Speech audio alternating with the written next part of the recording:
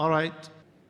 Please, number one, name and profession and your question. I am R.S. Yadav. I am a diplomat in the Indian Embassy. With due respect to all the people and ladies present in the hall, I am just going to express a view which I would like Dr. Zakir to carry with him, because he has an access to the world audience.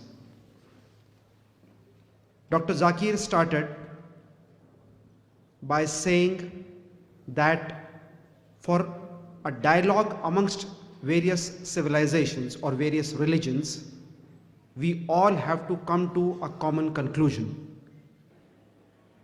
In that, the speaker stated and justified as to how Jesus, Ram, Prophet Muhammad are all equal. Rather, he went to the extent of getting support from certain Indian scriptures and certain Christian scriptures to justify the existence or the status of Prophet Muhammad. It's all very good, but we have been listening over last 2-3 years various conferences which have taken place across the world. The starting point is not by saying that are they all God, are they all equal, or somebody is superior or somebody is inferior. I personally feel that none of us present here in the hall today have ever seen our respective gods. Neither the Muslims have seen Prophet, neither I as a Hindu have seen Ram, neither the Christians have seen Jesus. The more important factor which I'll request the speaker to catch on in any of his further talks is human being, the goodness amongst us. When the speaker stated, Hindus say everything is God, it means that there is an element of goodness amongst all of us, which, if nurtured, can make us near to God. Thanks. Thank you. Thank you. I would like to thank our brother from the Indian Embassy and thank you for his comments. And he mentioned that in most of the interfaith dialogues, he said that he agreed that I tried to prove the commonalities and trying to prove that Prophet Muhammad and Prophet Jesus are messengers. Yes, we agree. Rama maybe, may not be. You can refer to my talk on similarity of Islam and Hinduism. Maybe, maybe is not. Even if all was meant for people of that time, that's what I say. But he said that in the interfaith dialogues, we don't discuss about God. No one here has not seen Rama, Muslim has not seen Prophet Muhammad Sallallahu Alaihi Wasallam, Christian has Jesus Christ, people. But we have to talk about the qualities, the human values, the human goodness.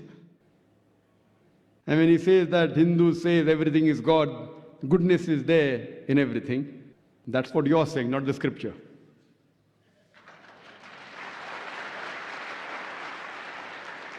Coming to your point, I do agree.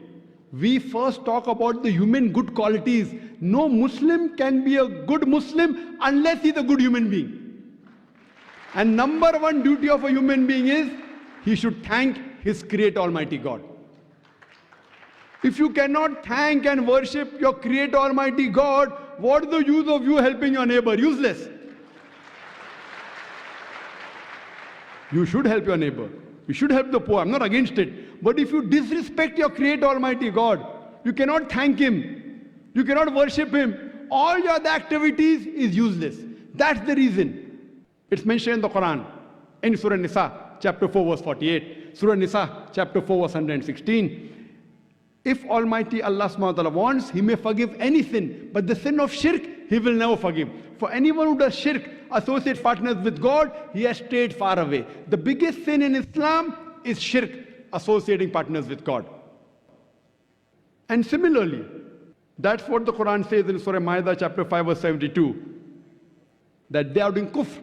Those who say that Jesus Christ, peace be upon Him, son of Mary, is Allah. Waqala al-Masih, but said Christ, Ya Bani Israel, O children of Israel, O Ubudullah, worship Allah, Rabbi wa Rabbakum, who's my Lord and your Lord. Inno may shirk billah, anyone who associates partners with Allah, faqad harram Allah al-Jannah, Allah will make Jannat haram for him. Wama vahun nar, wama li zalimi min ansar, and fire shall be his dwelling place, and he shall have no helper in the hereafter. So here the biggest sin in Islam is shirk. Same thing is mentioned in the Bible. What I quoted to you, thou shalt not make any images of me. Same thing is mentioned in the Veda. So when you're talking about qualities of human beings, the best quality is quality of thanking our great Almighty God. He does not require you and me. You will ask me that why should I thank him? People ask me, why do you say Allahu Akbar? Why you have to pray to God? I said, see, in Islam, whether we pray to God or not, it makes no difference to Allah subhanahu wa ta'ala. When I say Allahu Akbar, Allah is the greatest, He's already the greatest. By me saying Allahu Akbar, He won't become greater. Why do we say? You know why do we say? Because when I praise anyone, whenever I call anyone great, it's a human tendency, I try and follow his commandments.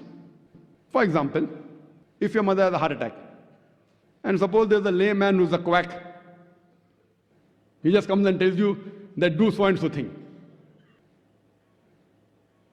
Will you follow? On the other hand, you come to know of a person who's the most famous heart specialist in the world. He gives you the prescription. Will you follow him or will you follow a common man? But naturally, you will follow the prescription of the best heart specialist in the world. He's the most famous. The moment he's famous, you will follow his prescription if your mother has a heart attack. So the reason we praise Allah is not so that He becomes greater. When we praise Allah, the moment we praise Him, whatever commandments He gives in the Quran, we follow it. So first we have to identify who is our Almighty God. And then what He says we have to follow. That is the reason Muslim means a person who submits his will to Almighty God. Muslim is not by name, Zakir, Abdullah, Muhammad, Sultan. Muslim means a person who submits his will to Almighty God. Now, what is good is subjective. What you call is good, I may not say it is good. Who's going to say what is good, what is bad? You're going to have a dialogue?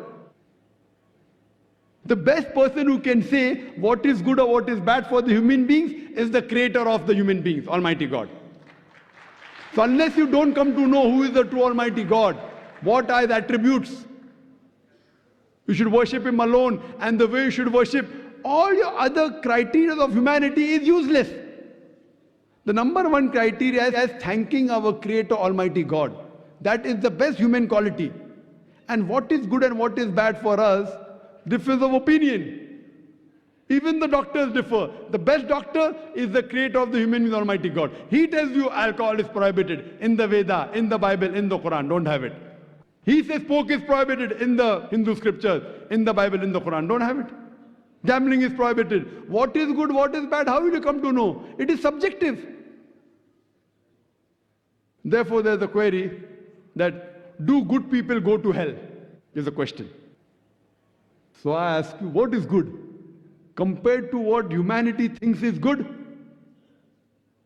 Fine, love each other, no problem, girls and boys mixing, pornography, no problem, everything is good. So if this is what you call is good, no problem, intermingling, homosexuality, everything is good. So such good people will surely go to hell. First you have to realize by the definition what is good.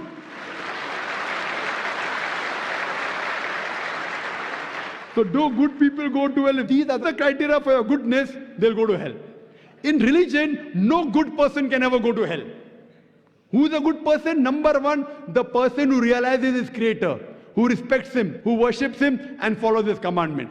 That's the reason in the interfaith, the most important point is to identify who is our God and to worship him and no one else, then the messengers and then the other things. Hope that answers the question, brother.